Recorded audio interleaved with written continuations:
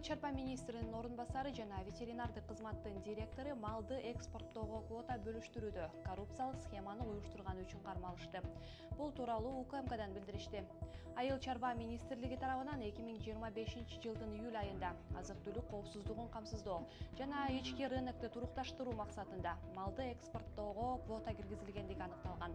Ошол эле учурда айыл чарба министринин орун басары, ветеринардык кызматтын директору, министрликтин бөлүм башчысы жана ветеринардык кызматтын бөлүм башчысы кызматтык ыйгарым укуктарын кыянаттык менен пайдаланып, мыйзамсыз баюу максатында иш жүзүндө мал чарбачылыгы менен алектенбеген, өзүнө тиешелүү болгон адамдарга мыйзамсыз квота берүү боюнча коррупциялык схеманы уюштурушкан.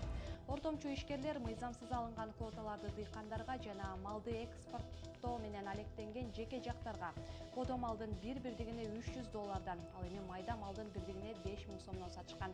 Бул коррупциялык схеманы уюштуруунун натыйжасында 40 миңден ашык бодомал Жалал Абад облусунун аймагы аркылуу коңшулаш Өзбекстан Республикасына мыйзамсыз чыгарылып, эттин кымбатташына себеп болгон деп айтылат маалыматта.